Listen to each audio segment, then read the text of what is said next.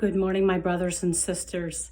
Have you ever found yourself being drawn away by the Lord when He was saying, come away with me, come into a cave, as it were, just so to speak, that you really needed to take that time alone with God to seek His face and what He wanted for your life? And a lot of times He will do this with us and we don't even exactly know what's going on, but He will call us away so that we're not listening to all of the voices that are out there in the world, and so that we will be alone with Him, and so that we would seek His plan, His purposes for the next stage in our lives, because there will be many times when we will be taken into a new stage in our life, whether it's a job or a place to live, and something else that He may change up in our lives, so that He wants us to go in a different direction. But there are times when we really need to get alone to seek His face, His plans and purposes for this next season in our lives, because we all go through seasons. Like you may have a season when you're young and everything is fresh and new and you will think that there's no limits. And other times you will find yourself in a valley where God is really strengthening your spiritual muscles, as it were.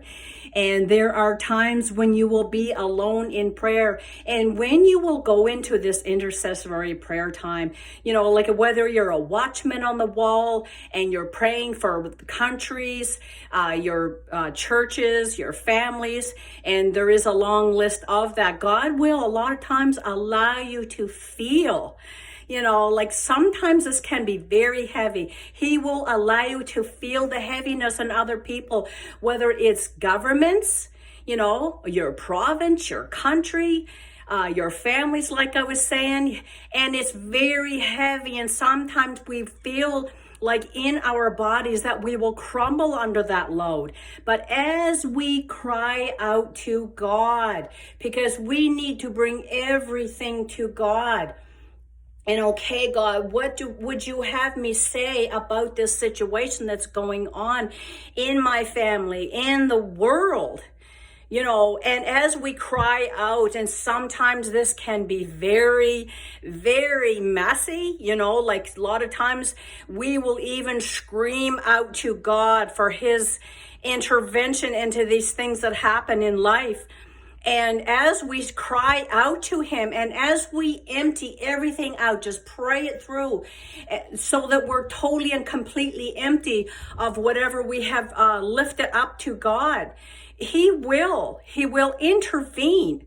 But at the same time, even if we don't see immediate results, He is still working on the situation. So my brothers and sisters, I just challenge you, do not give up on your prayers. They are paramount to the changing of a lot of things in life. And I know the Bible does say that there are certain things that need to happen in this day and time.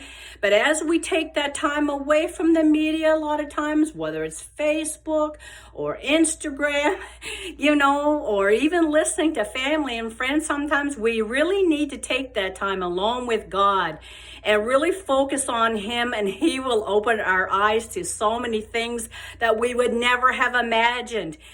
It's like the storms of life, where Jesus took His disciples on the water, so that, God knows everything before it happens, but He's always stretching our spiritual muscles, what we believe in. Are we going to trust the Lord when storms come into our lives? Because when we go through those storms, a lot of times that is a stretching. It's like, okay, do I have faith that God's going to help me with this? Because when He was with the disciples in the boat, like they were horrified that they were going to drown. It's like, okay, Jesus, wake up, like help us, we're going to drown here. And He said, like He was kind of more or less telling them is like, have faith, like I'm with you. And as Jesus is with us in the boat of our storms, he will guide and direct us.